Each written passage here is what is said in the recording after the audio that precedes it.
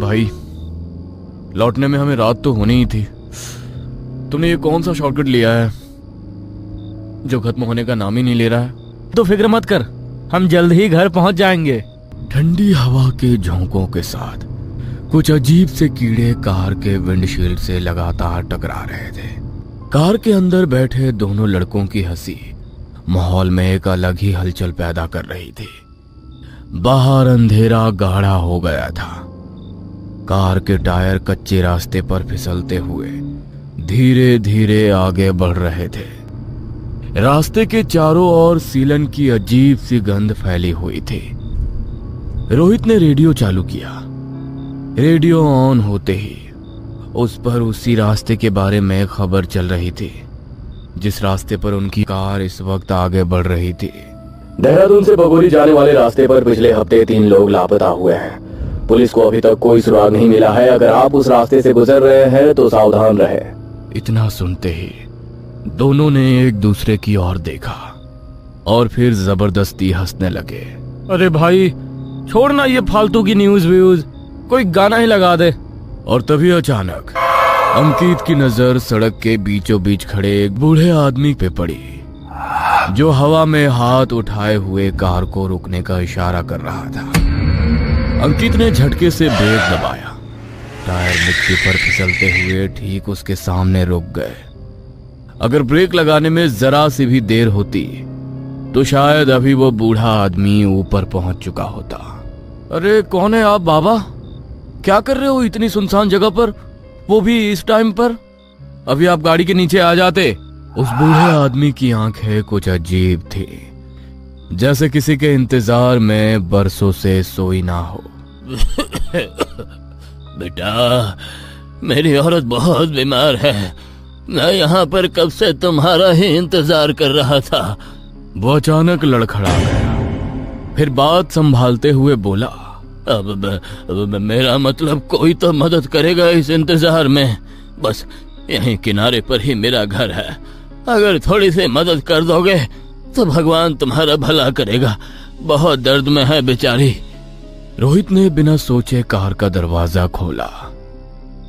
चल भाई, हमें उनकी मदद करनी चाहिए। अरे आखिर इंसानियत नाम की भी कोई चीज होती है। बेचारा तकलीफ में है। अंकित ने उसे रोकने की कोशिश की। अरे यार तू पागल है क्या? तू ही सोच, इतनी सुनसान जगह पे भला कौन रहता होगा? अंकित की बातों को अनदेखा करते हुए रोहित कार से नीचे उतर गया और वो उस बूढ़े आदमी के साथ जंगल की तरफ जाने लगा। लेकिन अंकित की आंखें अब किसी आने वाली अनहोनी की तस्वीर देख रही थी। कुछ दूर जाते ही टॉर्च की हल्की रोशनी में दोनों गायब से हो गए। सन्नाटे के बीच अंकित अब पूरी तरह अकेला कार में बैठे हुए रोहित के लौटने का इंतजार करने लगा। वो बार बार अपनी घड़ी में देख रहा था। रोहित को गए आधा घंटा बीत चुका था। अंकित की बेचैनी अब बढ़ती जा रही थी। घड़ी की टिक टिक की आवाज कानों में कांटों की तरह चुभने लगी थी। कहाँ रह गया ये साला? मैंने साफ कहा था मत जा, पर ये किसी की बात कब सुनता है। कहीं रास्ता तो भटक नहीं गया। हे भगवान। उसने कार की हेडलाइट ऑन की और वो भी कार से बाहर निकला। सड़क पे फैला अंधेरा और सन्नाटा उसे भी डरा रहा था और जंगल से आती लोमड़ियों के रोने की आवाजें मानो जैसे चीख चीख कर कह रही हो कि कुछ तो बहुत बुरा होने वाला है। अंकित धीमे कदमों से उसी कच्चे रास्ते की ओर आगे बढ़ने लगा। हर कदम के साथ जूते के नीचे से कीचड़ की चिक चिक की आवाज आ रही थी। एकदम से टॉर्च की रोशनी में सर सर करते हुए एक लंबा सांप उसका रास्ता काट गया, जैसे उसे आगे बढ़ने से रोक रहा हो। उसका दिल एक पल के लिए रुक सा गया। हिम्मत करके वो आगे बढ़ा। थोड़ी दूर जाने पर उसे कुछ अजीब सी आवाजें सुनाई देने लगी, जैसे कोई खूंखार भेड़िया कुछ चबा रहा हो। अंकित ठिठक गया। उसका दिल तेजी से धड़कने लगा। उसने धीरे धीरे टॉर्च उस आवाज की दिशा में घुमाई। सामने का नजारा देख उसकी आंखें चौड़ी हो गईं और गला सूखने लगा। उसका पूरा शरीर ठंडा पड़ गया।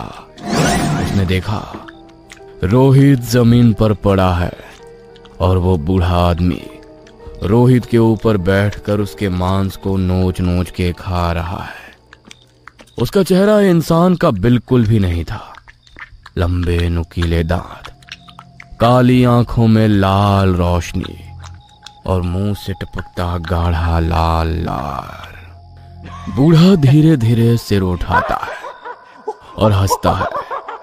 उसकी भयानक हंसी पूरे जंगल में गूंज जाती है। अंकित धीरे धीरे पीछे हटने लगा। तभी उसके पैरों के नीचे सूखी लकड़ी टूटने की आवाज आती है। आवाज उस बूढ़े के कान में पड़ते ही उसने अंकित की तरफ देखा। बेटा, अब तेरी बारी, मेरी मदद करेगा ना? अंकित थर थर कांप रहा था। उसके हाथों से टॉर्च नीचे गिर गई और वो उल्टे कदमों से भागने लगा। पेड़ों की टहनियां उसके चेहरे को काट रही थी, फिर भी वो भागे जा रहा था और वो बूढ़ा आदमी भी उसका पीछा कर रहा था। भागते भागते वो कार तक पहुंचा। इंजन स्टार्ट किया, लेकिन गाड़ी अचानक झटके से बंद हो गई। हवा में फिर वही गंध, सड़े मांस की। अंकित ने इधर उधर देखा। उसे लगा वो बूढ़ा आदमी चला गया, लेकिन तभी उसकी नजर सामने गई। वो बूढ़ा कार के ठीक सामने खड़ा था और उसे लगातार घूरे जा रहा था। तभी वो बूढ़ा आदमी धीरे धीरे अंकित की तरफ बढ़ने लगा। डर के मारे अंकित ने अपनी आंखें बंद की और चाबी को एक बार फिर से घुमाया। तभी इंजन एकदम स्टार्ट हो गया। रात के अंधेरे में अंकित उसी कच्चे रास्ते से गाड़ी को पूरी स्पीड से भगा रहा था।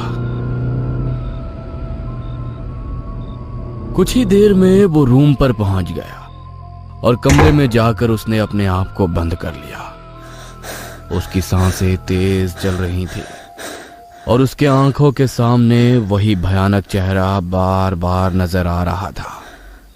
सुबह हुई, मगर कमरे के कोनों में अब भी अंधेरा पसरा था। अब 3 दिन बीत चुके थे उस रात को, जब अंकित की चीख सड़क के सन्नाटे में गुम हो गई थी। अब वो अपने छोटे से फ्लैट में था, शहर की भीड़ में, मगर अंदर से पूरी तरह अकेला।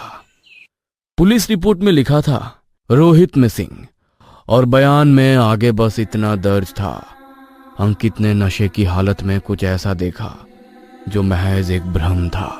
नहीं, वो सपना या कोई भ्रम नहीं था। मैं भागा था वहां से, मैंने सब देखा था। हवा फिर ठंडी होने लगी थी। बाहर स्ट्रीट लाइट झपक रही थी और कमरे में बस दीवार पर टंगी हुई घड़ी की टिक टिक। अचानक टिक टिक की आवाज रुक गई और उसी पल दरवाजे पर धीरे धीरे दस्तक हुई। अंकित घबरा गया। उसके दिल की धड़कन तेज हो गई। दस्तक के साथ वही कांपती हुई आवाज आई, बेटा, मेरी औरत को दवा चाहिए। अंकित का पूरा शरीर कांप रहा था। वो धीरे से उठकर दरवाजे के पास गया और दरवाजे के छेद से उसने बाहर झांक कर देखा। बाहर कोई नहीं था। ये सब मेरे साथ ही क्यों हो रहा है?